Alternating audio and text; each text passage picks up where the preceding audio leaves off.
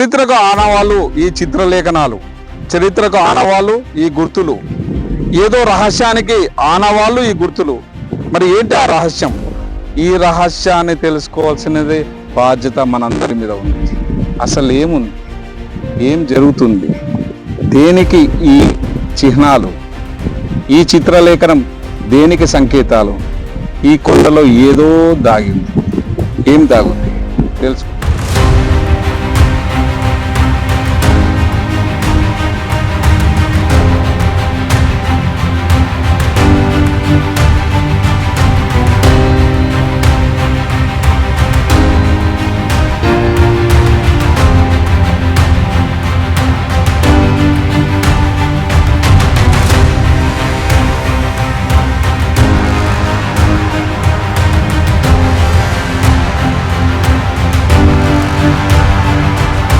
బ్రహ్మగుండ క్షేత్రానికి నిధులు, నిక్షేపాలు, మహిమలు, మాణిక్యాలు, అలాగే ఖనిజాలు ఇవన్నీ కూడా దాగి ఉన్నటువంటిదే ఈ బ్రహ్మగుండ క్షేత్రం మొత్తం కూడా. ఈ సరౌండింగ్లో ఉన్నటువంటి కొండలు, గుట్టలు మరి కొన్నిటికి ఆనవాళ్ళుగా ఉన్నాయి. మరి దేనికి సంకేతం? ఈ చిహ్నాలు దేనికి సంకేతం? ఈ యొక్క చరిత్రలో ఇక్కడ చేసినటువంటి శిల్పాలు దేనికి సంకేతం? ఈ రహస్యాన్ని తెలుసుకోవాల్సిన బాధ్యత మనందరి మీద ఉంది. అందరికీ నమస్తే, నేను మీ కాజా హుసేన్, మీరు చూస్తున్నారు క్రాంతి కిరణం. మనము బ్రహ్మగుండ క్షేత్రానికి ఆనుకున్నట్టు మనం కొండ దగ్గర ఉన్నాము. మరి ఇక్కడ చూస్తే మనకు చరిత్రకి ఆనవాళ్ళుగా చెప్పుకోవచ్చు.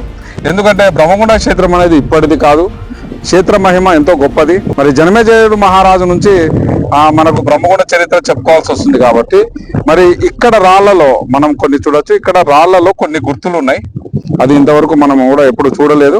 మరి ఈ రాళ్ల గుర్తులు ఈ దేనికో చిహ్నంగా ఉన్నాయి. ఇక్కడ చూస్తున్నాము. ఇది ఈ కొండ మీద అంటే ఈ రాయి మీద ఒక చారిత్రాత్మకమైనటువంటి ఆ శిల్పం అనేది ఇక్కడ ఉంది. మనం చూస్తే ఇప్పుడు ఈ విధంగా మనం నీళ్లు కొట్టినప్పుడు ఇక్కడ చెప్పచ్చు, ఇక్కడ ఒక శిల్పం అంటే ఒక గుర్తు అనేది ఆనవాలుగా ఉంది. ఇక్కడ మనం చూసే ఒక వ్యక్తి, ఒక బలమైనటువంటి వ్యక్తి ఏదో కొండను ఎత్తుకున్నట్లు ఏదో ఆనవాళ్ళుగా ఉన్నాయి. ఇవి దేనికి ఉన్నాయి, ఎందుకు ఉన్నాయి అనేది ఈ రహస్యం తేలాల్సిన అవసరం ఉంది. ఇలా ఈ రాళ్ల మీద శిల్పం అనేది ఎవరు చెక్కారో తెలియదు, కానీ ఇప్పుడుదైతే కాదు. ఇలా ఈ బండరాళ్ళ మీద మనం చూస్తున్నాము. ఈ బండరాళ్ళ మీద అనేక రకాల గుర్తులు ఉన్నాయి.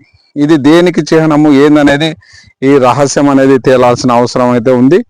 ఇది నిజంగా మరి అప్పట్లో రాజుల కాలంలో మరి ఒక దారియా లేకపోతే ఏదైనా వజ్రాల వేటకు పోవడానికి కావాల్సినటువంటి మార్గమా అర్థం కావడం లేదు.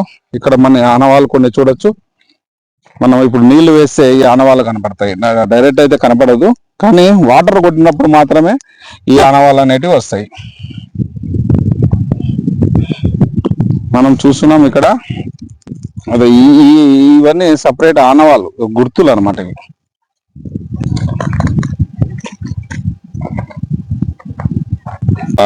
ఈ గుర్తులు అనేటివి ప్రతి బండరాయి మీద ఇక్కడ మనం చూస్తున్నాం. ప్రతి బండరాయి మీద కొన్ని గుర్తులు అనేటివి ఉన్నాయి. ఇక్కడ మనం చూస్తే కొన్ని ఆనవాళ్ళ గుర్తులు ఉన్నాయి. అవి ఆ రోజుల్లో ఆనవాళ్ళ గుర్తులు. ఇవి రకరకాల భంగిమలలో ఉన్నాయి.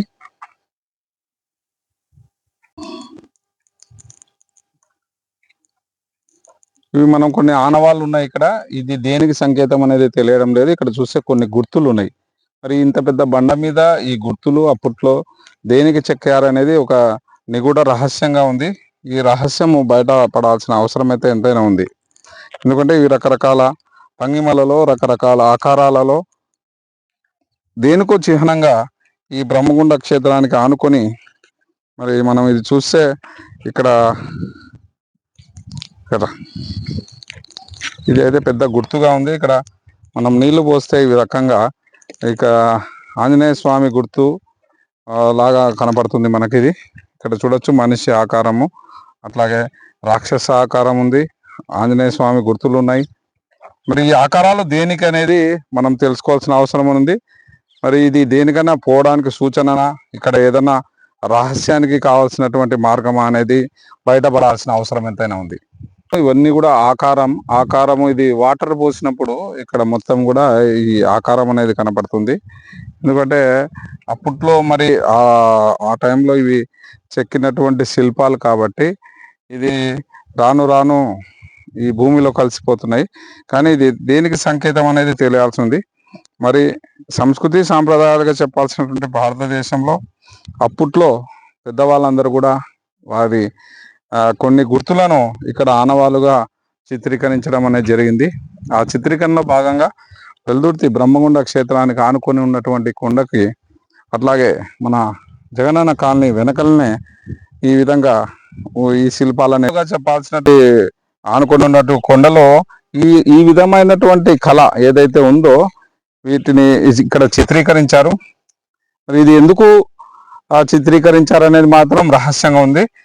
ఈ కొండలో ఏదో సంథింగ్ ఉంది, దీనిలో ఏదో చారిత్రాత్మకమైనటువంటి సంఘటనలు జరిగినాయి కాబట్టి కొన్నిటికి గుర్తులు ఆనవాలుగా ఇక్కడ చరిత్రకు సంబంధించినటువంటి ఏదో రహస్యం దాగుందనేది మాత్రం మనం చెప్పొచ్చు. మరి అట్లాగే వెల్దుర్తి చరిత్రకు కూడా ఆనవాలుగా కూడా ఇవి చెప్పుకోవడానికి మనకు ఉంది. మరి ఇది దేనికి ఈ దారి దేనికి ఇది ఎందుకు వేశారు అనేది మాత్రం ఒక రహస్యంగా అయితే ఉంది. ఇది మనం తెలుసుకుంటే మన సంస్కృతి సాంప్రదాయాలకు నిలయమైనటువంటి మన వెల్దుర్తిలో ఈ శిల్పకళ అనేది శిల్పకళానికి ప్రతీకన, లేదంటే ఏదన్నా రహస్యం దాగి ఉందా అనేది తేలాల్సిన అవసరం అయితే ఎంతోనే ఉంది. వెల్దుర్తికి అప్పుడు జగనన్న కాలనీ కింద ఇచ్చినటువంటి ప్లాట్లకు దాని వెనకాల ఉన్నటువంటి కొండకి ఆనుకుని ఉన్నటువంటి ఈ కొండలో మరి ఈ కొండలో ఏదో రహస్యం దాగింది. ఈ రహస్యానికి ఆనవాళ్ళుగా ఈ చిత్రలేఖనం ఉందని చెప్పి ఇక్కడ వాళ్ళు చర్చించుకుంటున్నారు. మరి ఇక్కడికి వచ్చి చూసి అది నిజమే అని మాత్రం మనం అనుకోవచ్చు. ఎందుకంటే ఈ చిత్రకళ అనేది ఇప్పుడుది కాదు, ఇది ఎప్పటి నుంచో కొన్ని సంవత్సరాలుగా ఇక్కడ ఉంది కాబట్టి మరి ఇది దేనికి చిత్రీకరించారు, ఈ కొండలో ఏముంది, ఈ రహస్యం అయితే తేలాల్సిన అవసరం ఎంతైనా ఉంది. ఈ కొండ విషయానికి వస్తే మరి ఈ చరిత్రకు ఆనవాలుగా చెప్పాల్సి వస్తే ఇది ఒక లావా మాదిరి, ఇక్కడ ఒక ద్రవం మాదిరి ఇక్కడ వచ్చింది. మనం దీన్ని చూడొచ్చు. ఇక్కడ మొత్తం కూడా ఈ రకంగా కిందికి ఇట్లా చివరి వరకు ఒక గడ్డ, ఒక ద్రవం మాదిరి ఇది ఏర్పడింది. ఇది ఐరన్ మాదిరి, ఒక ద్రవం మాదిరి అక్కడ పైనుంచి ఇట్లా జాలు వాడింది. మరి ఇవన్నీ చెప్పాల్సి వస్తే ఏమవుతుందంటే చరిత్రకి ఆనవాళ్ళు. నిజం చెప్పాల్సి వస్తే ఈ కొండలో ఏదో రహస్యం ఉందని మాత్రం ఖచ్చితంగా చెప్పచ్చు. ఇది అప్పుడు ఉన్నటువంటి వాళ్ళని ఎవరైనా అడిగితే చెప్పగలుగుతారు. ఇవన్నిటి కూడా చరిత్రకు ఆనవాళ్ళుగా మరి గుర్తులు అనేటివి ఉన్నాయి. అట్లాగే ఈ లావా కూడా ఆ పైనుంచి ఈ ద్రవంగా ఈ కిందికి ఈ విధంగా ఈ రాళ్లలో ఈ విధంగా వ్యాపించింది. ఇదంతా కూడా చరిత్రకు ఆనవాళ్ళుగా చెప్పచ్చు మనం. ఈ కొండలు, ఈ రాళ్ళు ఇవన్నీ కూడా మహిమగల క్షేత్రాలు. మరి బ్రహ్మగుండంకి ఆనుకొని ఉన్నటువంటి ఈ క్షేత్రంలో ఖచ్చితంగా మహిమలు ఉన్నాయి అని చెప్పడానికి ఇదొక నిదర్శనం.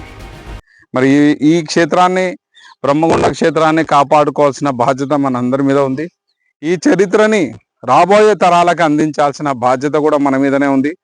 ఈ సంపదని కాపాడుకొని భవిష్యత్తు తరాలకు అందించాలని చెప్పి క్రాంతి కిరణం, కాజా హుసేన్, నమస్తే.